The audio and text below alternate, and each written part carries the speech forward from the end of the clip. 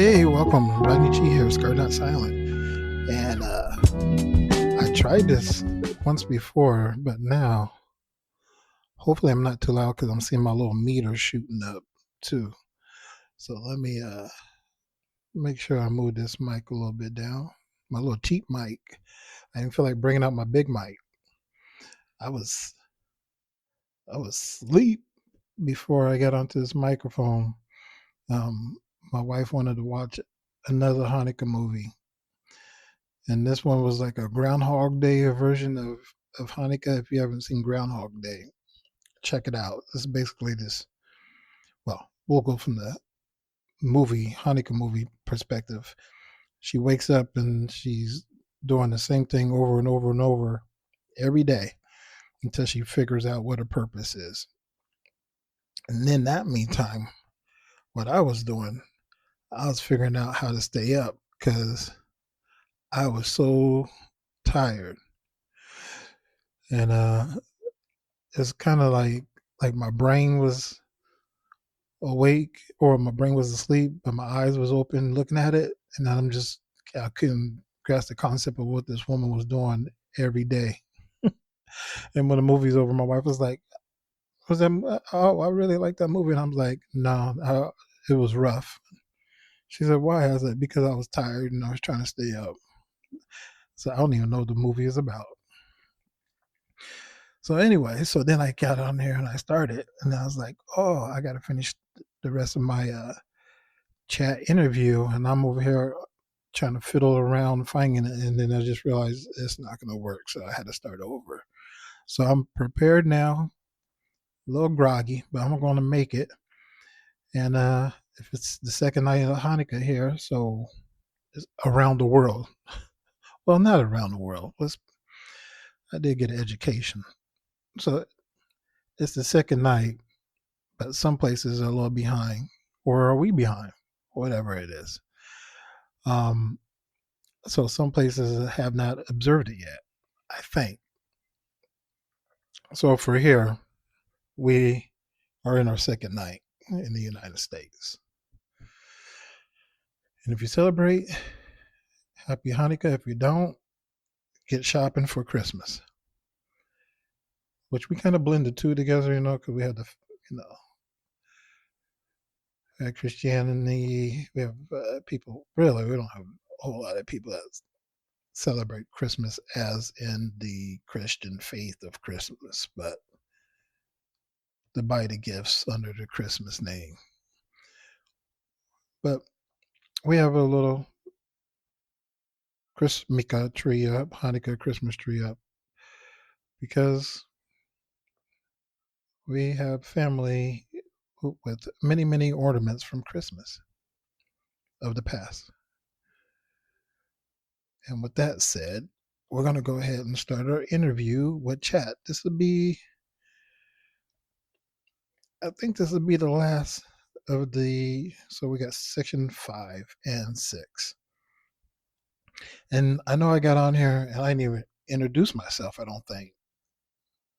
Or maybe I did. See, that's what I said. The brain's foggy. I need to get hydrated.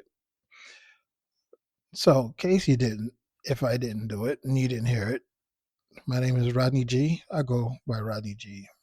My real name is Rodney Washington. My nickname, my alter ego is Rodney G. I got me an alter ego this year, so it's Rodney G.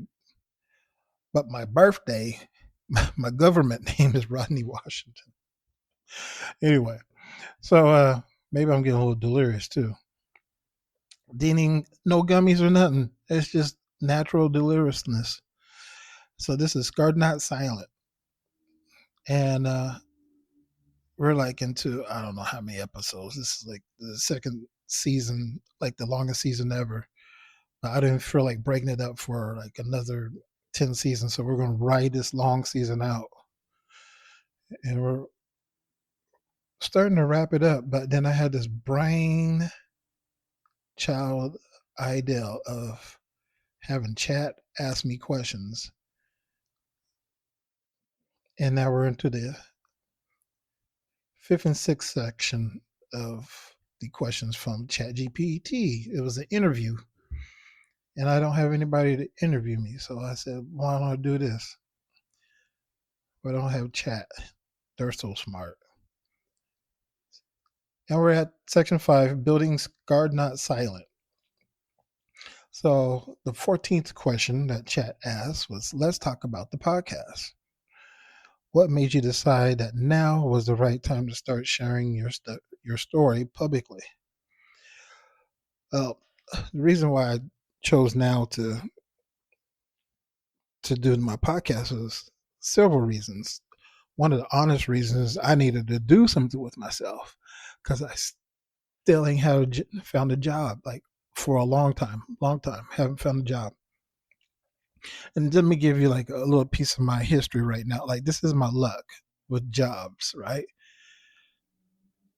I got my master's degree this year, and I was like, okay, this is gonna be it. We're gonna no. So I was studying for my license, but the training module that I have is sort of confusing, so it's not really working out for me. And then there's probably one that's better for me, but it's going to be like $150 or so. So that's not going to work out for me right now. So in the meantime, I was like, let's do something. I had a life coaching practice. Uh, I don't know. We're probably about uh, like 2000, probably 2019. I had that, and then just everything happened with going back to school, and so I decided to uh, to break from that. And then I was like, let's do a podcast, because I always talked about doing a podcast. I was always nervous of being judged and didn't want to get on here. And then, you always get that fear and then that self doubt. Nobody wants to hear you. Well, you don't speak well. You're gonna sound ignorant. You got to be like Richard Pryor up here and make jokes. Listen, what comes out of my mouth is pretty natural. Like, I'm not forcing jokes out. When I started this podcast, I was really trying to read a script, and I sound like, and this is Rodney G from Scar Not Silent, and I sound like a damn robot, Max Headroom, if you remember Max Headroom. So I decided it was just the right time. I had the software, free software. I was using like this mic that I had bought when I got COVID, because I bought some things. So I was like, oh, I'm going to start a podcast. So I got all this equipment when I got COVID, because I did a bunch of tests, research tests, and they paid you for it. So I spent all that money buying equipment, and I never used it. And then I decided to finally use it. What worse, it's very cheap to start a podcast overall. And then I thought, oh, I'll get monetized. And then, well, I'm not getting monetized yet. And some of that might be my fault for not getting out there and finding the people, which I think that's what I'm going to do. Because I'll never know if I don't go out and start reaching people to get monetized. And when I say monetized, is to, do what everybody, promote products, affiliation, all that. So that's something to look at. So for me, it was the time to start. And what better way to start your podcast? So basically, it's the intersection of survival. And I started with the kidney journey, but I'm planning to talk about my other life experiences, which many people could resonate with. Question 15. Your storytelling has a raw honesty that resonates with listeners. What do you hope people take away from each episode? I hope people take away from each episode is that even through all the shitstorm that you may go through, like I say every time, if you wake up, you have a purpose, right? We don't know when it's going to end. It's like Rob Reiner and his wife, and the son allegedly had committed the murder. Like, who? I'm sure they didn't think that their son was going to kill him, right? Just storms come and car accidents. You just don't know. So, um, I just want people to realize, like, even when we're in our worst with disease and ailments, that we get to do it again. Like, we could do it right. We could ask for help. We can start taking your medicines on time and start doing the things to help yourself out. But also realize that you don't have to be by yourself in this journey. It's already lonely, like being the only person that understands what you go through. But it doesn't have to be as lonely. And for some people, I understand that you may be by yourself. But if you reach out, there's organizations and there's groups and there's community programs that would invite you in. And if you're older, like, you won't have to make your meals every day. There's places where you could go get your meals. And there's, programs that may come pick you up if you look for them. Or have a neighbor help you. If you have a neighbor nearby to get on the computer and do some searching for you. A lot of time it's about asking. And believe me, I have it to suck up my pride and ask for things that I never thought I would need to ask for. So just being resilient, being resourceful, and swallowing our pride. We need to swallow our pride. 16. It says you're blending survival stories with elegance, humor, and old school wisdom. Ooh. How did you shape the tone of your show? Oh my gosh, I shaped the tone of my of my show by just fumbling. Um, like I said, I was reading a script and I'm like, this doesn't sound natural. And I was worried about saying the wrong things and fumbling up words, and I'm gonna have to edit, and I'm gonna have to go back and edit and go back. And then I was doing that and then I got tired of it. And I said, the hell with this. I said, if I got one person that's listening to me after all said and done, then so be it. But I said, I'm not going back and editing this every day. I do edit, and I have some AI that goes and edits for me. Just I put it in there and ask it to do what I need to do. But most of the time, lately, I haven't even been doing that. So, um, so just myself, humor. Uh, I've always been kind of like I don't know, black British humor. I'm kind of dry, but some way I'm not kind of dry. Like, I'm very monotone, but I got this weird kind of humor that comes out, but it's unassuming.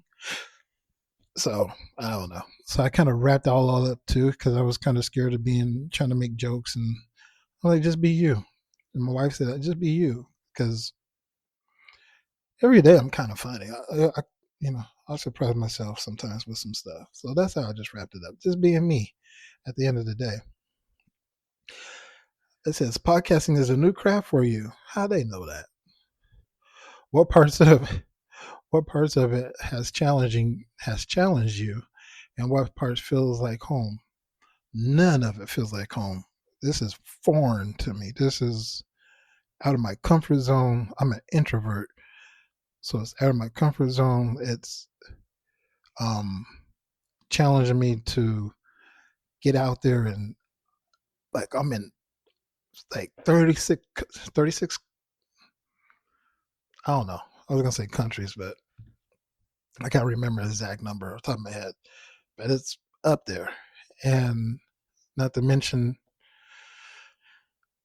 continents and cities in the U.S. And like, I'm in, like, my voice is in places that I could never imagine. And eventually, I would like to get on video, but I'm enjoying this right now. So this was all been new. It's all been foreign. It's all been messy, scary, challenging, especially trying to keep the show going on just material and trying to remember all the events that happen. That's how I feel about it. It's starting to get more comfortable. I would like to meet more people. I think like like through the emails, and it's scarred uh scarred not silent at gmail.com. So just send me a message. So it'd be cool to kind of hear where people are from and what they're doing and why they decided to listen to it. And some people are still listening to it.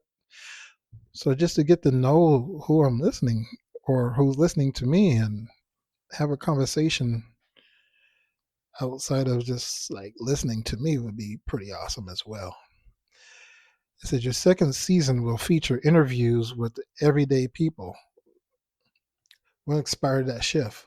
Well, chat, you didn't get this one right because I'm already in my second season and I haven't interviewed anyone, and I'm going to have to learn how to interview people.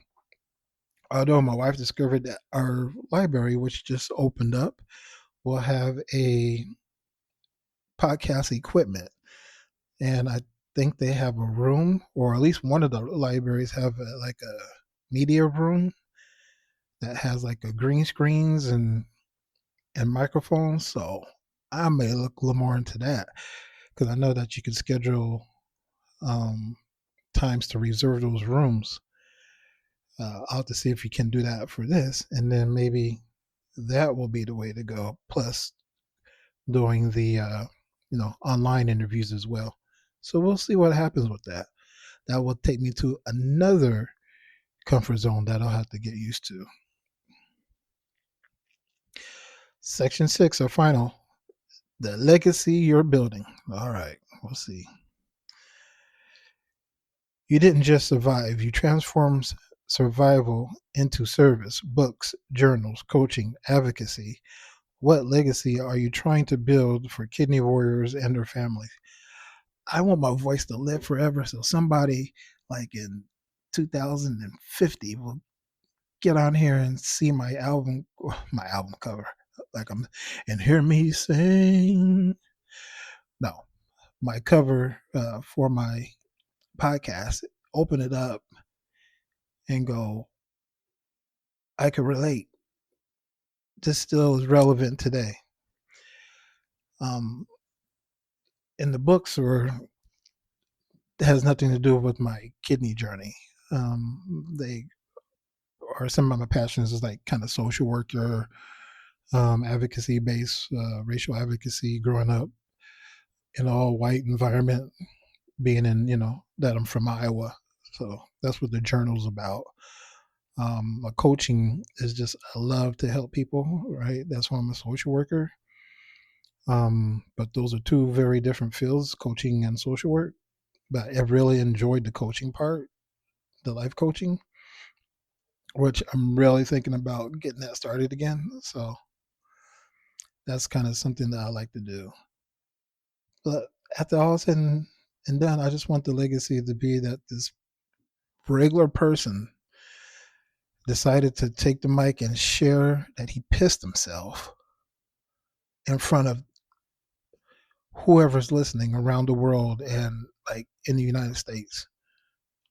Like that's my legacy, that he was not scared to share his personal journey with complete strangers or family members or friends. Like he didn't mind talking about he pissed himself twice. Uh, that's a legacy that keeps giving right there. He pissed himself twice. I want to, how like when you go to the museums and you see the self portraits, I want one standing where I'm proud and I have a little stream of piss running down my leg.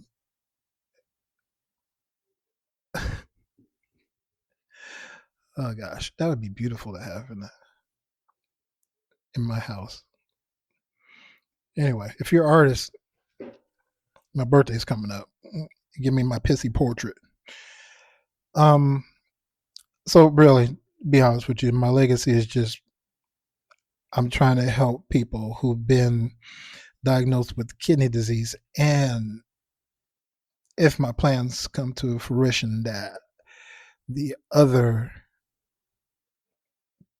survival stories whom it may help, and realize that you're not the only one there, and as well as the caregivers that we see you both. I want to let you know that somebody sees you and hears you and been there with you. That's what I want you to do. I want you to remember me for helping. I've helped so many people. People I don't even know. And that's how my family would want to remember me, as a kind soul. All right, enough of that. That was true, but I don't like talking about myself.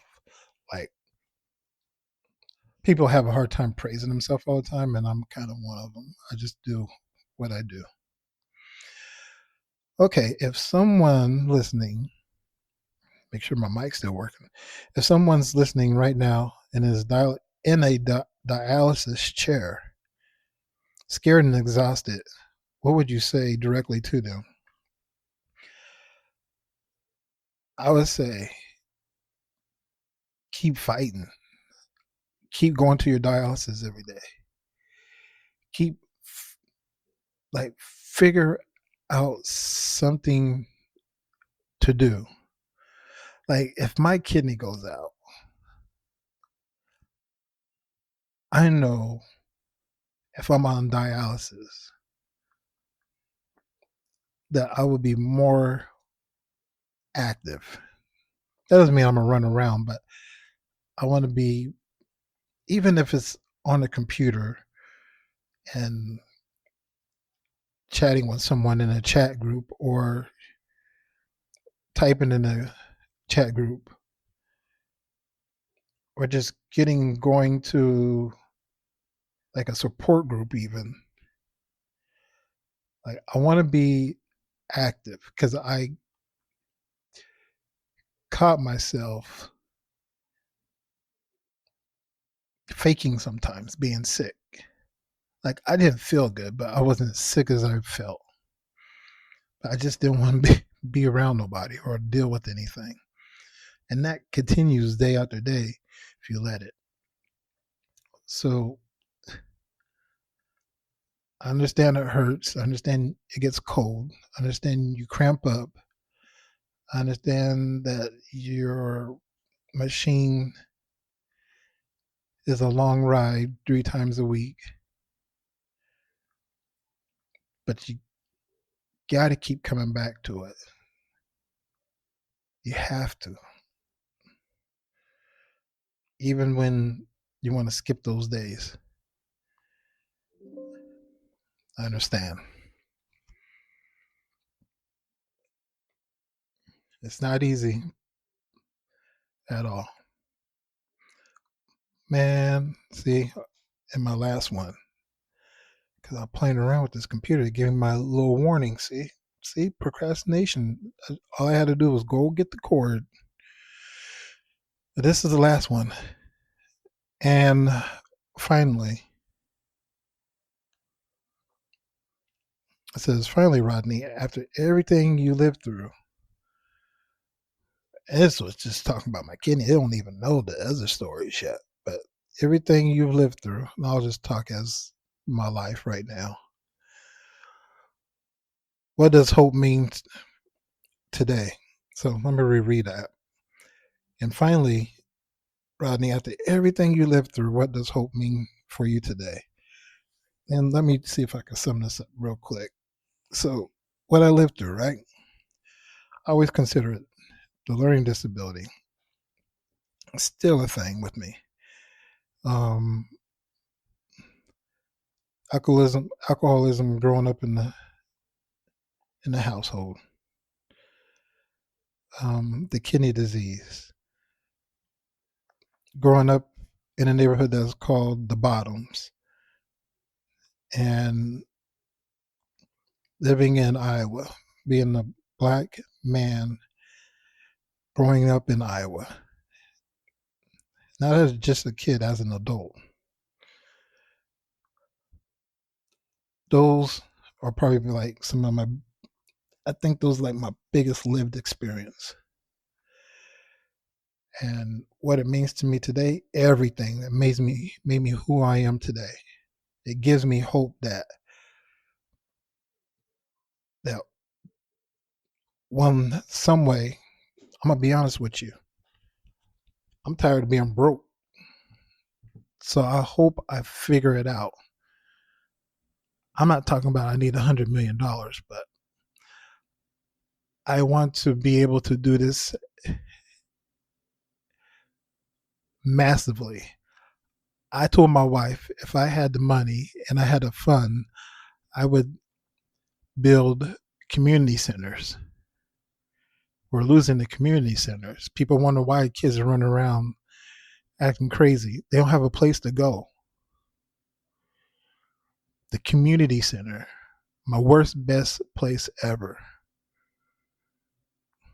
And that's you go, what is the hell is what did you just say? The worst, best place?